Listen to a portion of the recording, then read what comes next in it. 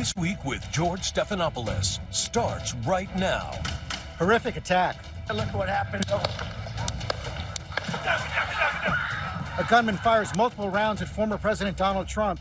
One pierces his right ear.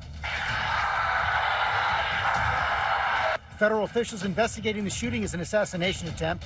One spectator dead, two critically injured.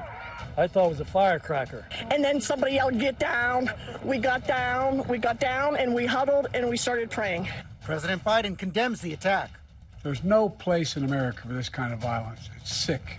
This morning, all the fallout and fear in this dangerous climate. From ABC News, this is a special edition of This Week. Here now, George Stephanopoulos.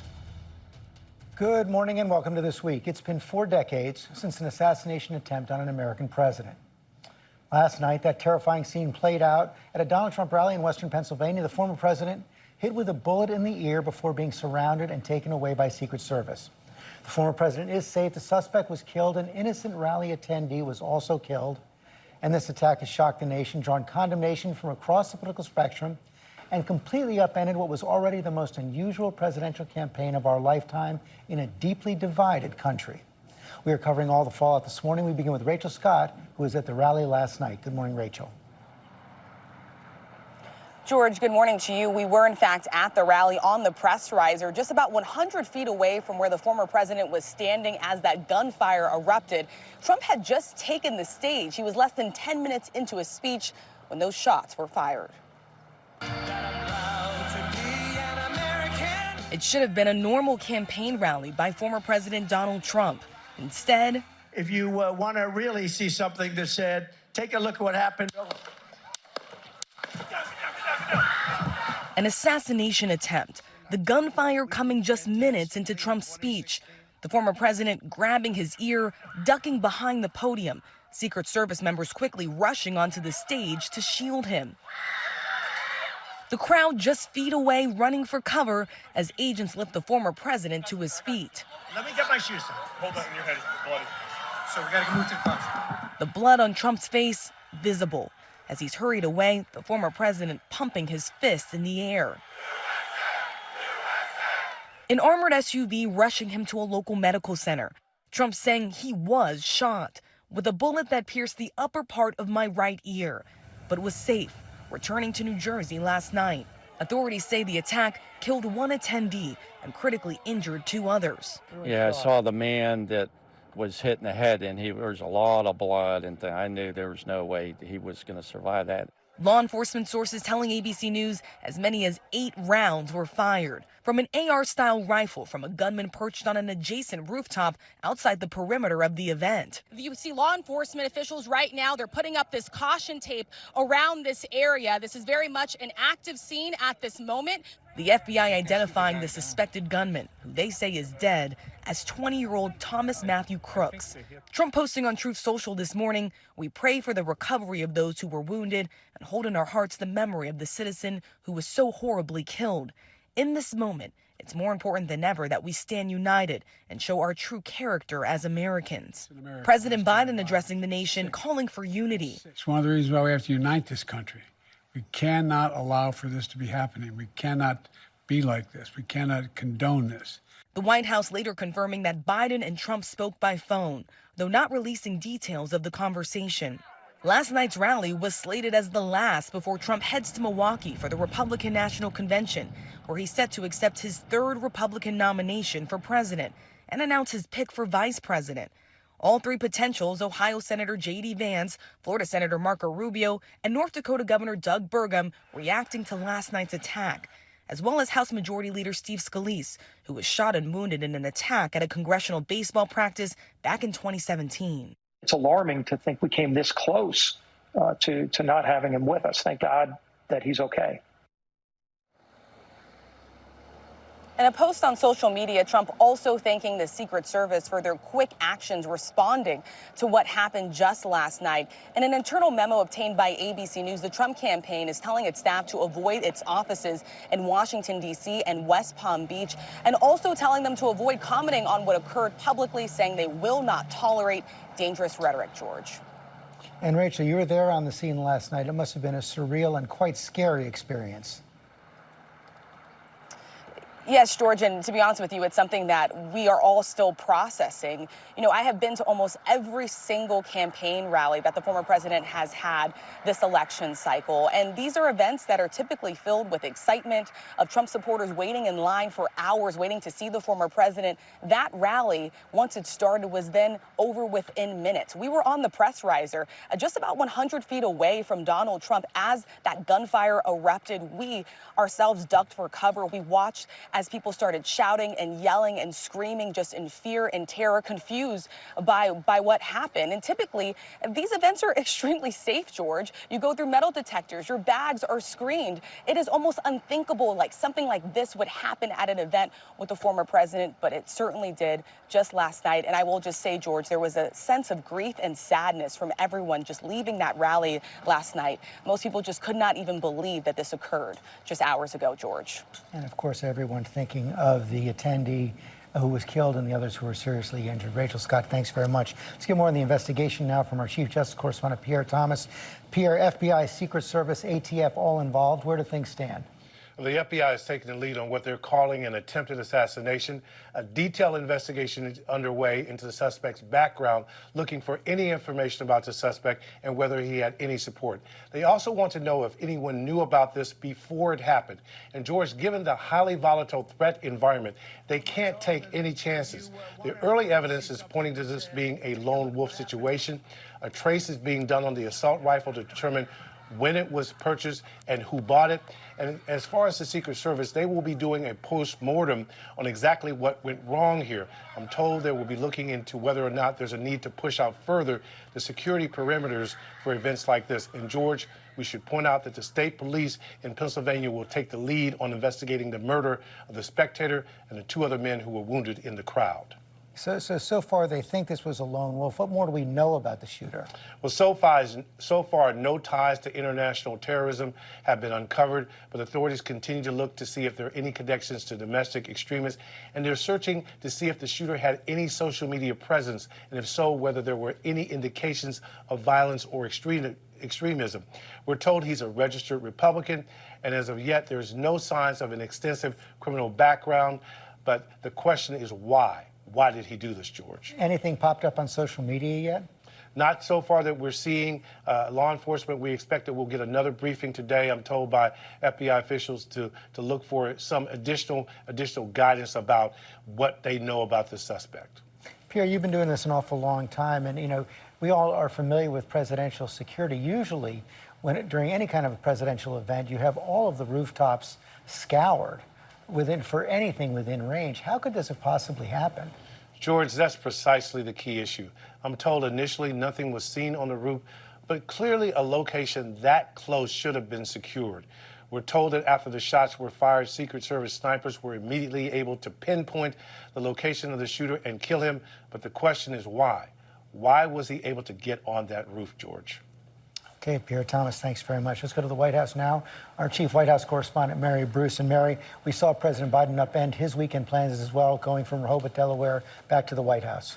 George, the president racing back here late last night, shortly after he came before those cameras and forcefully condemned this attack. The president saying that there is simply no place in this country for this kind of political violence. He says it's sick, and he is calling for the country to unite in this moment. He's trying to dial down the political temperature during what we know is already an incredibly divisive time in this country. He did reach out to Donald Trump directly, the two of them speaking by phone late last night. It is, of course, incredibly rare for the two of them to speak. The White House is not, though, offering any details of their conversation. But, of course, the president earlier in the night did say he is grateful that Donald Trump is doing well and said he was praying for him and the other victims, George.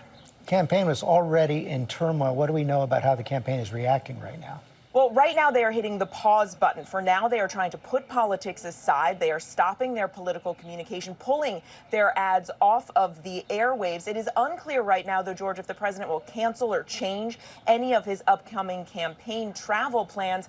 Also, right now, of course, this does come as the future of the president's candidacy is still very much being called into question. The Democratic Party still in turmoil. It remains to be seen how this incident, this assassination attempt, will impact any of that. For now, the president is continuing to respond as the president first and not a candidate. He is back here at the White House this morning. He is again being briefed by his Homeland Security team and law enforcement official, George.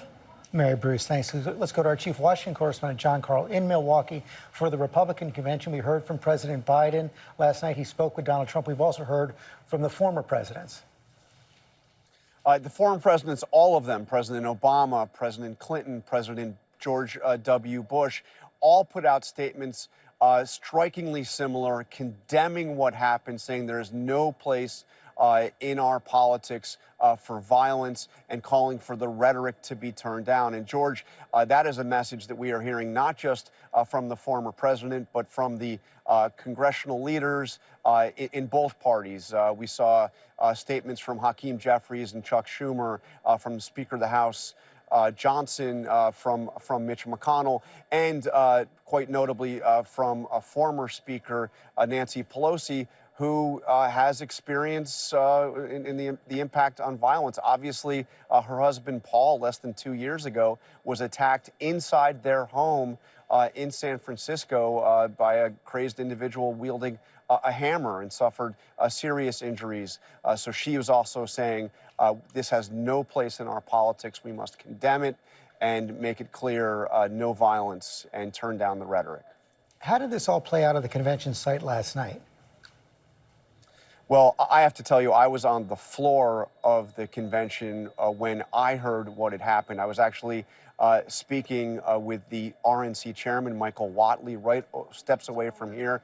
I went up to him and told him what I had just learned. And as I was doing that, an aide came to him with a phone and rushed him right off the floor. There was a sense that everything had changed almost immediately. I mean, there is an intense security posture here, obviously already. My sense it's even further intensified. And Reince Priebus, who we'll be talking to later in the show, is the chair of the host committee here. He's actually spoken to President Trump this morning. President Trump reaching out to say that this convention has to go forward and absolutely not be scaled back. We'll be talking to Reince about what else the former president had to say about what happened yesterday in Pennsylvania. And it's going forward with the Republican Party now galvanized. Oh, George, galvanized, absolutely. That image of the former president, blood dripping down his face, his arm raised, that image is now the symbol of this campaign, of this convention, perhaps a defining image for Trump supporters, of Trump himself. This convention will go forward in a highly energized fashion. As one person involved in it said, we are going forward with a vengeance. Okay, John Karl, thanks. Let's bring in our Chief Global Affairs anchor, Martha Raddatz. And Martha, I know you've traveled around the country talking to voters in our deeply divided nation right now. In some ways, this is a horrific symptom of the underlying division in this country. It certainly is, George, and I'm sure that will probably continue. We saw President Trump raise his right hand, as John just described, and we've seen those pictures. But we could also see him say what I believe was fight, fight. That was his first instinct. And this is a country divided. This is a country, we saw the violence yesterday, the horrific violence yesterday. And we've seen it in places. And we've also seen this morning, we've heard President Trump say he wants the country to come together, to be united. But others are directly pointing the finger at President Biden with, of course, no evidence that he incited this or had anything to do with this assassination attempt. We heard J.D. Vance, Senator J.D. Vance, who is one of the leading picks for vice president, in a tweet say, this is not just some isolated incident. The central premise of the Biden campaign is that President Donald Trump is an authoritarian fascist who must be stopped at all costs. That rhetoric led directly to President Trump's attempted assassination. Again, there is no evidence of that. We do not know the motive of that that shooter at this point. And others also, Vivek Ramaswamy saying, President Biden's ritual condemnation of political violence are insufficient. No amount of verbiage today changes the toxic national climate that led to this tragedy, saying that Trump's safety is nothing short of an act of God. And I think you'll see a lot of supporters thinking the same thing. And also, George, we have to point out, no matter who the shooter, what the shooter's motives were, no matter who the shooter is, you are going to hear conspiracy theories going forward. No question about that. But as you point out those statements from J.D. Vance and Vivek Ramaswamy, of course, President Trump and his supporters have contributed to this violent rhetoric as well. Well, absolutely, George. We were just looking back this morning at some of the things that former President Trump has said. He warned last March of potential death and destruction if he were charged by the Manhattan District Attorney. Our country is being destroyed as they tell us to be peaceful. Trump in January warned of bedlam in the country if the criminal charges against him succeeded. And of course, in March, he said, now, if I don't get elected, it's going to be a bloodbath for the whole. That's going to be the least of it. It's going to be a bloodbath for the country. That will be the least of it. He said he was partly joking and that was taken out of context. But those are indeed his words. And you have heard it from supporters as well. And supporters are certainly in some parts angry. And let's remember January 6th. In so many ways for the campaign, January 6th will probably be in the background after yesterday's event. This is a very difficult time for this campaign. I'm sure this week in Milwaukee that President Trump will highlight this, and President Biden is going to have to figure out how to go forward with this campaign and what exactly they say. Martha Raddatz, thanks very much. Let's bring in John Cohen now, former counterterrorism official in the government, worked at the Department of Homeland Security. And John, thank you for joining us this morning. We've talked so much over the recent years about this threat environment. You've been sounding the alarm bell. Yeah, George, I mean, I have been working for the last year with law enforcement and election officials across the country, so we can be better prepared as a nation to deal with the current threat environment. And quite frankly, what I will tell you what I've been saying to them, this is the most complex, dynamic, and dangerous threat environment that I've experienced in the 40 years that I've been working in law enforcement and Homeland Security. The reason I make that assessment is in part because of what we've been hearing so far on this show. We are an angry, divided nation, and that anger and division has become intertwined in our political discourse. There are a growing number of people in this country who believe that violence is an appropriate way to express their ideological or political views or to express their disagreement with others. And we are experiencing sustained levels of violence in this country fueled by a media and online ecosystem that's saturated with, as Martha said, conspiracy theories and other content that's purposely placed there by groups and individuals here and abroad seeking to inspire illegal and even violent activity. What kind of threats are you seeing course through the system every day? We're seeing calls for acts of violence directed at election officials, at elected officials, at government officials, at law enforcement, and at political candidates. We are seeing people in government being doxxed. We're seeing government offices being swatted, which means false 911 calls are being placed so that police will respond in an emergency crisis mode. We're seeing cyber attacks directed at government and non-government officials. We're seeing targeted acts of violence and destructive activity being directed at parts of our community who are targeted because of their faith, their political beliefs, their immigration status, their gender identity. These are the issues that law enforcement is having to deal with on a day-to-day basis. And in your view, what's the most important thing that can be done right now to combat it? Well, I think, unfortunately, two things we're going to need to do. One, we are going to have to dramatically expand the intelligence sharing and the reaction to intelligence by law enforcement. There are going to be a lot of questions about whether there was, as Pierre pointed out, whether there was any type of forewarning of this attack. We need to look at intelligence differently. Secondly, we need to lower the temperature of our political rhetoric. Part of the danger here is that the voices of extremism have become intermingled with mainstream political and media figures who often both mimic the same language, and that adds to the volatility of the threat environment. John Cohen, thanks very much. Up next, the Senate candidate who was in the front row at Donald Trump's rally. We're going to speak with him.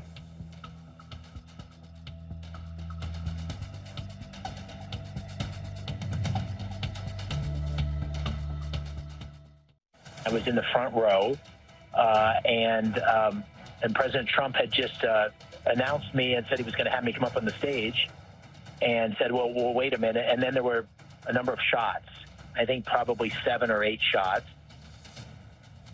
That was Pennsylvania Republican Senate nominee David McCormick, who's sitting behind Donald Trump at the rally yesterday. He joins us now. Thank you for joining us this morning, Mr. McCormick. Just expand on what you were just saying from last night's special. What did you see happen? What did you hear? When did you realize what was going on? Well, as I said, I was sitting right in the front row, and the shots went off, and it was pretty clear quickly. It was a huge rally. It was lots of upbeat energy, and it was pretty quickly this was a series of shots, and the president went down immediately, and the Secret Service jumped on top of him, and then he got up, and you saw the pictures you're now seeing on TV where his fist came out, and in sort of a measure of, I think, defiance and reassurance and leadership, he really reassured people that he was okay. But at the same time, over my shoulder, it became clear that someone else had been hit. And sadly, an innocent bystander was knocked over, and it was clear that he was very, very injured and bleeding very badly. And so there were sort of two things going on at the same time, one to my left and one to my right. And the president was taken off the stage, and there was a real confusion of what was going on, whether there were multiple shooters, whether the shooting was done, and really a sad day. The president, an inch difference and the president would have been dead. It was a very scary moment. You've been out campaigning for months. How have you experienced this toxic environment that we were just talking about with John Cohen, the counterterrorism specialist? I mostly haven't, to be honest with you. I mean, obviously, we have two very conflicting visions of where to take the country, the Democratic Party versus the Republican Party, and President Biden versus President Trump. And so there's a real conflict of ideas. But for the most part, I don't hear extreme rhetoric. And obviously, extreme rhetoric has no place in politics. And, as a father of 6 daughters, it's scary. I spent my night talking to my daughters and reassuring them that their dad's going to be okay, even though he's decided to try to run for public office and serve his country. So this is something that's unacceptable in political life, and it's unacceptable wherever it comes from, and so we have to push back on it. And certainly, it's not hard to imagine that some of the extreme rhetoric we see contributed to the attempt on President Trump and Steve Scalise and some of these other horrible tragedies that happened. Paul Pelosi. This is unacceptable in American political life, and we need to come together and agree on that. Yeah, and that your message is being echoed. It was echoed by Speaker Johnson this morning. It was echoed by President Biden. Former President Trump said we have to come together as well. But we've also seen that several top Republicans are also seeking to blame Democrats for this. How do we take the temperature down right now? Well, I think we first of all have to recognize that we do have a real conflict of ideas. That's okay. Our country is faced with very significant choices, and running for office, I believe that we're going in the wrong direction. And so I'm making the case as aggressively as I can that we need to go in a different direction. That's different than attacking people. That's different than breaking down people. That's different than threatening violence. And so we need to embrace conflict of ideas, conflict in the direction of our country that needs to be addressed at the ballot box. But we don't need to resort and can't resort to violence as a way of promoting political agendas. And I think that certainly the environment contributed, I think, to these acts of violence that we're seeing, not just last night, but others. And it needs to be dialed back across the board. David McCormick, thanks for your time this morning.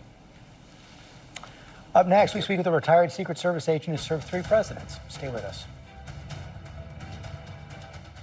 There's nothing specific and nothing credible out there right now, but we are tracking all threat streams, and we certainly work with our partners at the FBI and other intelligence agencies that supply that information to us. I think that the environment that we're dealing with today is certainly different than it was 4 years ago. I'm sure we'll see an evolution in the next 4 years as well, but it is definitely something that we take into consideration. Secret Service Director Kim Cheadle last Sunday, joined now by former Secret Service Special Agent Paul Eckloff, who serves on the protective detail for 3 presidents. Paul, thank you for joining us this morning. I want to ask you the question I asked Pierre Thomas earlier in the program. hard to believe that someone could get on a rooftop that close to a presidential rally. Well, sir, when you look at the campaign events, they're designed far differently than presidential protection. Many people are saying this was an attempt on President Trump, realizing that it is former President Trump. They are afforded less protection than sitting presidents by authorization, and campaign events are designed for access and viewing of Mr. Trump rather than security. The Secret Service does an exemplary job in advancing these sites. The unfortunate reality is they exist as we know them today because of a history of political violence in America. And their response is going to be primarily reactionary. And what we saw yesterday, if you dissect the tape, was a textbook response. I think it's important for people to understand when you see that counter-sniper technician take out the threat, that until he identified it as a threat, it was an individual from 200 yards moving on a rooftop. If he had neutralized that threat or shot an innocent civilian that just happened to be trying to get a view of former President Trump, we'd be having a very different conversation. He had a very difficult job, identified the threat, and neutralized it within a second. And the agents willingly moved onto the stage, shielding former President Trump with their own bodies. I think that people need to realize, and Americans don't realize, it's a very unique situation for the Secret Service, as I experienced as well. Secret Service agents wear body armor, but it is not to protect their own lives. It is to shield the protectee with their own bodies, their own flesh, and to ensure that any further attempts do not go through them and hit the protectee.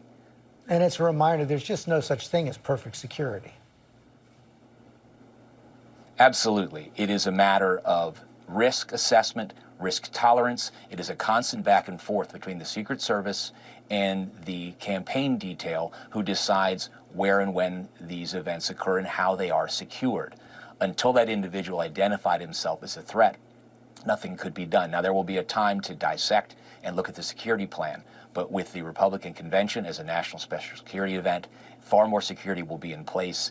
And when I watched those friends of mine and my former colleagues storm the stage going toward gunfire, shielding, covering, and evacuating the former president, it gave me a realization that their mettle was tested and they passed that. The Secret Service does advances in the White House, throughout the world, on the streets of war zones. And yesterday it happened to be on a field in Pennsylvania when they shielded, covered, and evacuated. And today, President Trump is alive because of the brave men and women of the Secret Service. There's just no question that they were absolutely heroic in the immediate aftermath of that shooting. And you hit on something else important there that I think you should explain to people, because I remember from my time in campaigns in the White House as well, there actually is an ongoing dialogue between the Secret Service and the candidates, and there's always a back and forth over how approachable the candidate wants to be and what the Secret Service needs to do for protection. That's absolutely true. There are constant conversations. It reminds me, I was the lead advance agent for President Obama's train stop in Baltimore on the way for his inauguration in Washington, D.C. It was a historic time for America. I remember very early talking to the campaign staff, and they were very relieved that he was going to be in Memorial Park in front of 40,000 people in the center of Baltimore. And when we were doing the advance, they said, well, it'll be great, because in the campaign, we put the magnetometer 75 yards away. And I looked at them and I said, well, welcome to the White House. I will have the magnetometers 3 blocks away, and I will be shutting down the entire city center. There is an entirely different stance, protective advance, and assets put in place for sitting presidents versus campaign stops. And that is a constant give and take.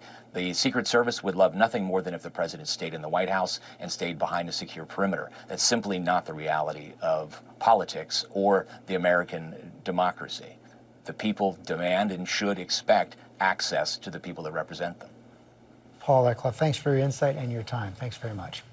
Roundtable's up next. We'll be right back. Look, there's no place in America for this kind of violence. It's sick. It's sick. It's one of the reasons why we have to unite this country. We cannot allow for this to be happening. We cannot be like this. We cannot condone this. The idea that there's political violence or violence in America like this is just unheard of. It's just not appropriate. And everybody must condemn it.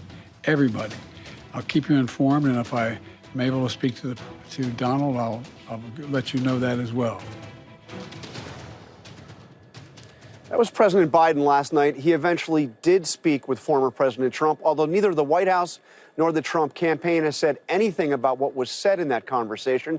I'm joined here on the floor of the Republican National Convention in Milwaukee by former RNC chair and current chair of the host committee here, Reince Priebus, former DNC chair Donna Brazile, and Politico Playbook co-author Rachael Bade.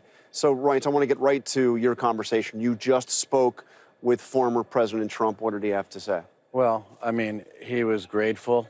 I think that he was grateful for the miracle of what happened, at least in his case, but he was also sad. Grateful, you mean a miracle that he... I mean, 1/4 inch turned the other direction, and we're obviously talking about something very different this morning. And that's the way he saw it. He Totally. And he also expressed, he was sad about, obviously, the person who had died, who just, he said, you know, he was just sitting there, and now he's gone. And, you know, and I just think that all of those emotions all coming together at once. He talked about, you know, it felt like a knife went through his ear, and then realized very quickly what was happening. But I think... What did he say how he's now? Well, I would say he's unwavering. But his condition? Oh, strong. I mean, very strong this morning. I mean, he sounds like a person who is ready to go, very strong, unwavering. One of the reasons I was talking to him is because I'm the chair of the host committee in Milwaukee. I wouldn't, you know, I would leave things alone, but he wants to move forward. He was very clear to me, at least for the host committee events, that no, we need to keep moving forward. So this convention goes forward, it's not going to be scaled back. No, in fact, if you had to ask me, I would say this convention is going to be epic. And we have a president, obviously through tragedy yesterday, and we had loss of life and hopefully no more, but he is ready to go. And I think the unwavering attitude that he is bringing now to Milwaukee is going to even further energize this crowd. Certainly reflective, you know, in tragedy, God is our refuge, and I think most people feel that way today. But we also, as Americans, have to come out of this and move forward. And there'll be time to reflect, there'll be time to investigate, there'll be time for politics. But today wasn't a day for that, and that certainly wasn't anything the president was talking about. It was just sort of just grateful, unwavering, move forward. Okay, and we have the two of you here, both former party chairmen, know what it's like to run a convention under extraordinary circumstances.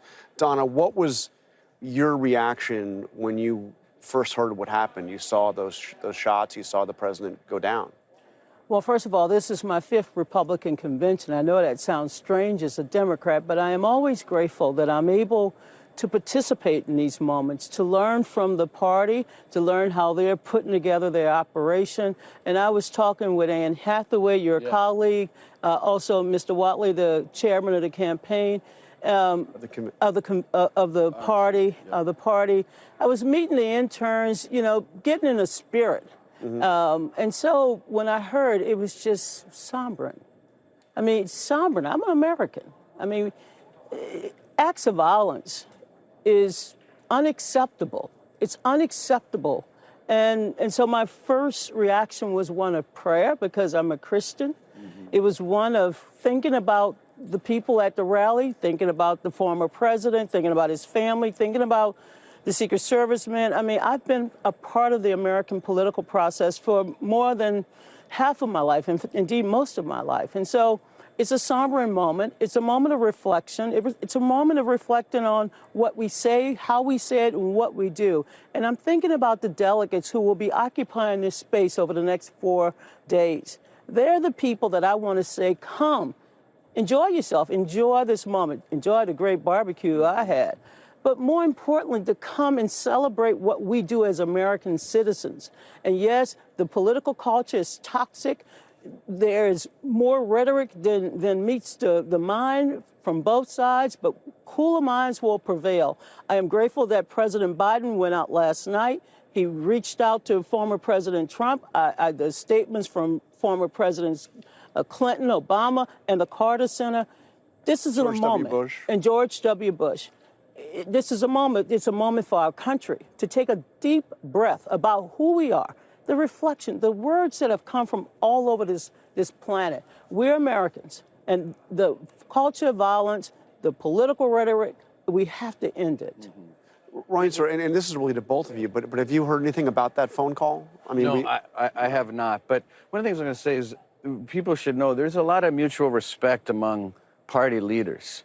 I mean, there's a lot of things that we have in common, the things that we do, the delegates, the idea that members of our party actually choose our nominee, and there's a process, and that's what this is. You know, it's just sad that when people don't care about their own life and they don't care about someone else's life, I mean, we've obviously got a problem that somehow or another we've got to address. And I want to play the reaction that we heard this morning from the Speaker of the House, from Mike Johnson, talking about the need to turn down the rhetoric. Take a listen. This is Mike Johnson. We can have heated political discourse and debates, but it shouldn't be personal, and we shouldn't be targeting people. I mean, look, President Biden himself said in recent days it's time to put a bullseye on Trump. I mean, I know that he didn't mean what is being implied there, but that kind of language on either side should be called out, and we have to make clear that this is part of our system. We can have vigorous debate, but it needs to end there. That was Speaker Johnson on the Today Show. Rachel, what are you've been monitoring all the reaction from across the political spectrum, other congressional leaders. What are you hearing? Yeah, it seems like there's an attempt this morning to very much bring the temperature down. I mean, yesterday, you know, all across Twitter and a lot of public comments from Republicans, you know, they were accusing Democrats of trying to basically demonize Donald Trump and triggering this violence. And, you know, you heard things from like Tim Scott, who was, you know, potential VP candidate, saying that the assassination attempt was an ardent and was abetted by the radical left and media. You had people like J.D. Vance say things like some things that were similar. People like Matt Gaetz, an ally of Donald Trump, saying they tried to impeach him, they tried to imprison him, now they are trying to kill him. And so I think clearly Republican leaders are looking at that rhetoric and saying this is not what we want to do. I mean, Donald Trump had a post on Truth Social this morning. He didn't have any of that kind of language, right? He talked about unifying, talked about, you know, reaching out to the families and of the victims and showing sympathy. And so I think that there is a sense amongst Republican leaders that what we heard last night from a lot of very high-ranking Republicans is probably not the tack that they want to take. Yeah, and this wasn't like backbenchers. I mean, you just mentioned two potential Trump running mates coming out and somehow saying that this is Biden's fault. Mm-hmm. So, I mean, are we going to hear more of that at this convention? It's notable we have not heard that from Donald Trump. Yeah, well, obviously, that's the RNC is going to do. They make the call on programming. Chairman Whatley is obviously well-experienced chairman. But as a former chairman, I don't expect that. I think that what you're going to see at this convention is a unified, spirited convention, but with the idea that as Americans, and something that we witnessed yesterday, we need to come together. I certainly think that the rhetoric does need to cool off, but I also believe that the president understands, and he's feeling it in his heart, that we need leadership, and that is going to be the focus. What does a strong leader do? What does a brave leader do? And taking that spirit moving forward at this convention. You know, what struck me in the reaction, and it came from all corners, but to listen to Gabby Giffords come out, who, of course, sustained life-threatening injuries when, you know, she was targeted during one of her campaign events.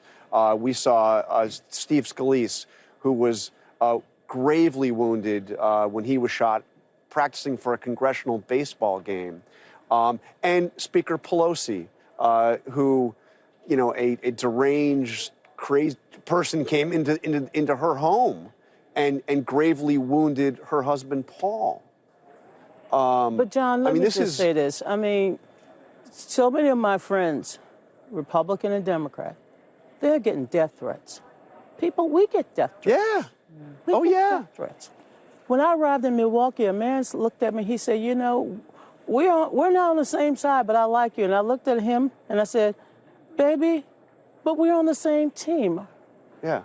The death threats and this political discourse has to change. It has gotten too volatile. In a country that is heavily armed, these conversations need to lead us to a greater place, more tolerance, so that teachers can teach, so that preachers can preach, so that people in their community can gather and without fear, without trepidation. So this is that moment. You know, I reached out to Steve Scalise because he's my brother. Louisiana. Yeah, we grew up, we're LSU Tigers. Yeah. Mike Johnson, LSU Tigers. These are my brothers. Now, we disagree on politics. We don't share no opinions. But I guarantee you, we eat gumbo. We love red beans and rice, and we love etouffee, because that's who we are. We are Americans. Values of freedom, of justice, equality, we bring that to our political discourse. That's why I talked to this man about his rules and how he's able to get all his delegates on the floor, because the chairman knows how to do this. We have to lower the rhetoric and lead one another. And I'm glad that the former president is lowering his volume. The current president lowering his volume. Is it going to last? Yeah, I was just going to jump in on that. I mean, practically, I wonder what that looks like, right? Because the critical sort of theme of the campaign for the Democrats right now is that Donald Trump is a threat to democracy. And if you reelect him, say goodbye to the Republic. And this is the sort of language that Republicans are now saying could incite violence. And on the other side of things, it's policies that we disagree with. But I also think that No. But I think Rachel's making a very important point I understand. here. What does it look like? Which is when you're talking about somebody as, you know, a threat to the Republic on one hand, or on the Republican side, all this talk, this is our 1776 moment. This is, I mean, the stuff Steve Bannon has been saying, the stuff that far beyond Bannon, but this notion that this is a revolution, the country cannot survive if Biden wins. And basically Democrats saying the country cannot survive if Trump wins. Or that it's not a legitimate election if Biden wins re-election. Today is the day of reflection, calm, unity, the American spirit. We're going to have so much time to dive into this at a later time. I mean, thank God the former president is safe. Sad that someone had died. Sad that we have this situation in our country. But we've got to just spend the day, pray, and remain calm. I agree. Now, Mary Bruce, our chief White House correspondent, is reporting that the phone conversation between the former president and the current president was short but respectful. I saw a proposal put forward, something that won't happen, but what was quite interesting from Bobby Kennedy Jr., who's of course running as an independent and knows something about political violence. Bobby Kennedy Jr. suggested the two of them should stand together and make a statement together before the cameras. That's not going to happen, but it's the kind of thing that probably should happen.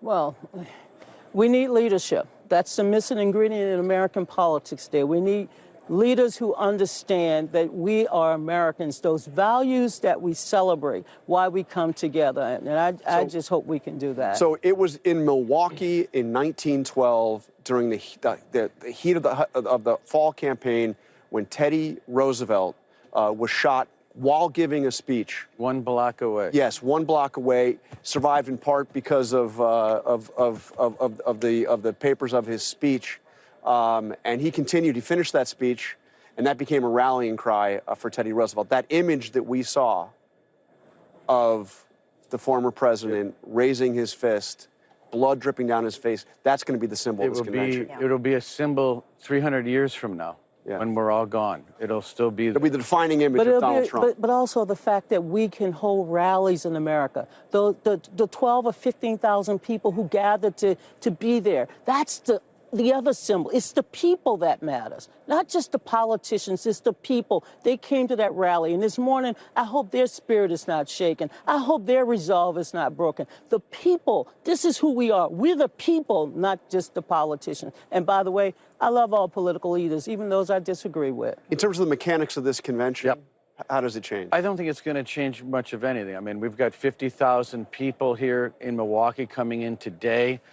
I've heard numbers that they may have gotten over 30,000 members of the press that are here. It is going to be an enormous lift. I think the RNC's done an incredible job. The Trump campaign's done well here, too. You can look around and see this magnificent arena. What does it mean for the timing and mechanics of President Trump announcing his running mate? I think I'm not. It's not my call. But obviously, we'll leave that up to them. But they've got a few more days to roll that out, and maybe they'll take their time even more. Yeah. Can also say it's the role of the media that also matters. You guys have big voices. I know I'm just a little small voice in the ocean, but you guys have big voices. And to make sure that you are playing your role, not in staging the volatility and putting more of that out, but the media also has a role to play this week as well. That's because, unfortunately, division is very profitable in America, and we need unity to be profitable. That's all for us today. We'll have continuing coverage on ABC News Live, and tonight on ABC at 10 p.m. Eastern, we'll have an ABC News special, the latest on the assassination attempt on former President Trump. And tune in all week here on ABC for coverage of the Republican National Convention live from Milwaukee. Have a good day.